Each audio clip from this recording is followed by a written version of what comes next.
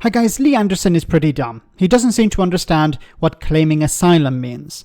So in the House of Commons on Monday, he stood up and made a fool of himself once again. Now, he rightly called the government of Iran a regime, which by definition is not a true democracy.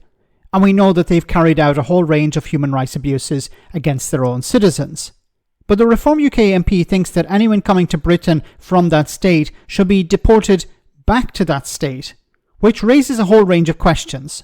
Now, the Home Secretary responded to his question, but listen to how she called out Anderson in particular over his time in Parliament.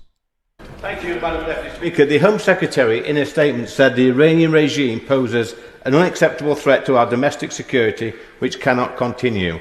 Yet we know that Iranians make up the third largest group of illegal migrants crossing the Channel. So does the Home Secretary agree with me that any Iranians crossing the Channel should be detained and deported and not allowed to claim asylum?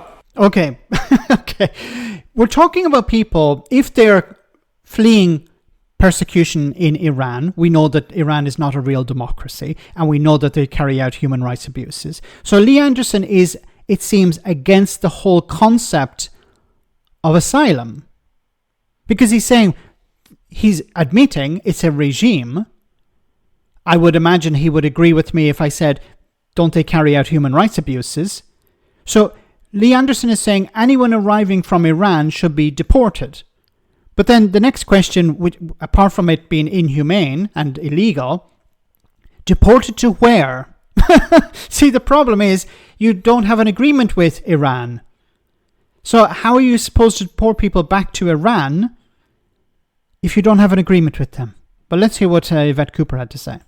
Well, I would say to the honourable member that I think the system that we inherited from the previous government, including a government that he was at different times a part of, was not strong enough, and that border security needs to be treated as a national security issue. It hasn't been for far too long. That's why we're introducing counter-terrorism style powers as part of our border security response. I'm really sorry that he and his party chose to vote against those counter-terrorism powers repeatedly, because we do need those counter-terrorism powers.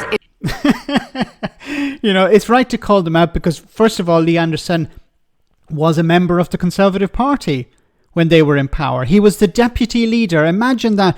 Time flies, doesn't it? Lee Anderson was the deputy leader of the Conservative Party at one stage. But his party were in power and, you know, he has to take responsibility for that.